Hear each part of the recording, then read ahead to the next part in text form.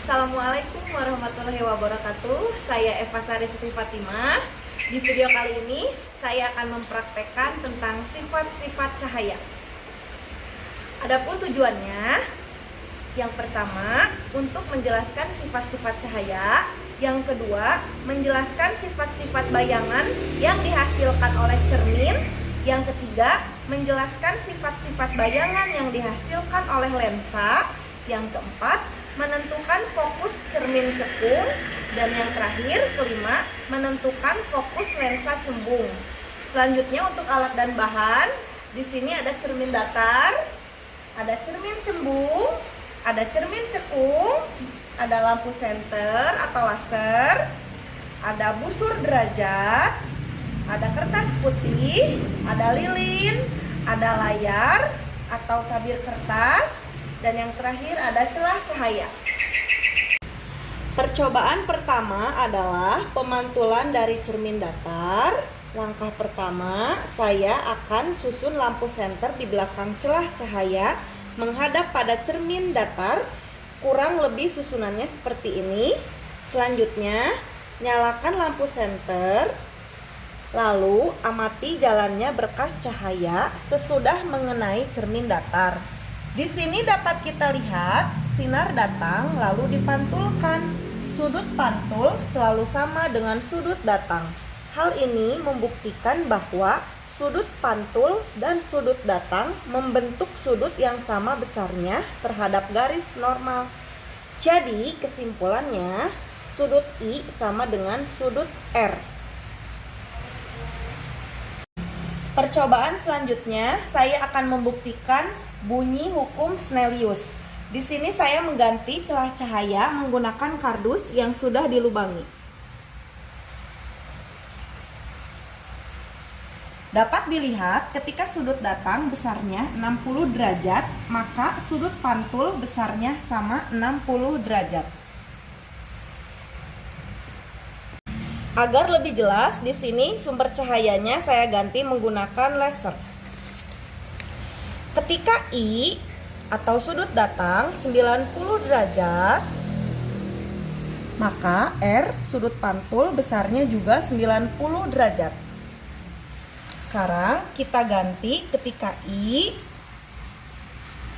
atau sudut datang 30 derajat, maka R atau sudut pantul besarnya juga sama 30 derajat. Percobaan selanjutnya, saya sudah meletakkan benda di sini. Saya menggunakan lilin. Saya letakkan di depan cermin datar dan akan saya amati bayangannya selama benda itu saya geser-geserkan di depan cermin. Kemudian saya akan mencatat sifat bayangannya.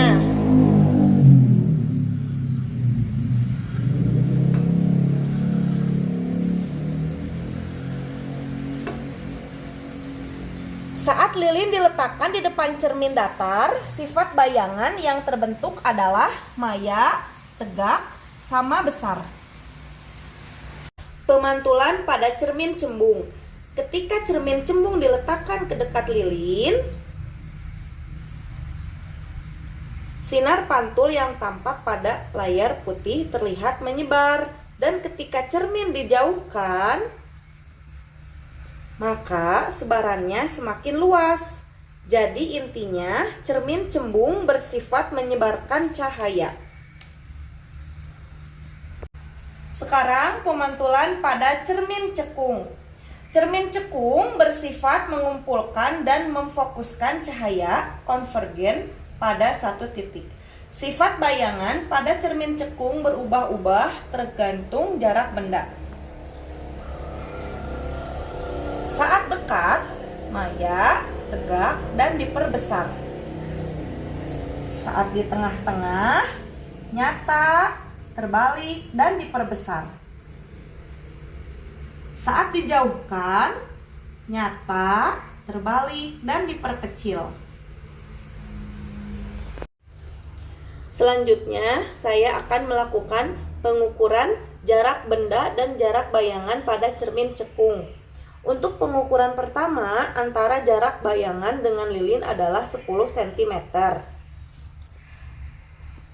Sedangkan jarak lilin dengan cermin 5 cm. Pada pengukuran kedua, kita rubah jarak lilinnya.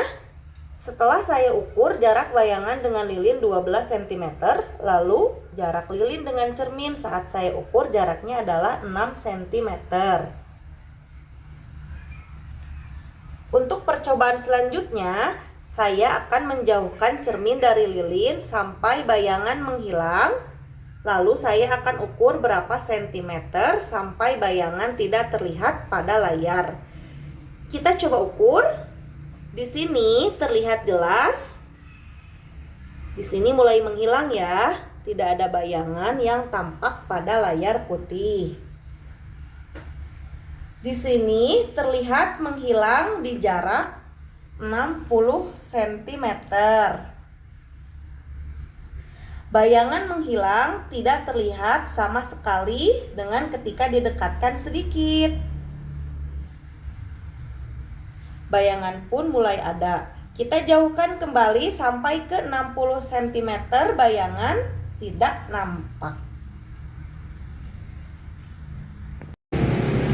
Kesimpulan dari percobaan pemantulan cahaya tersebut adalah bahwa cahaya memiliki sifat dapat dipantulkan oleh permukaan cermin dan dapat membentuk bayangan dengan sifat yang berbeda-beda sesuai jenis cermin atau lensa yang digunakan.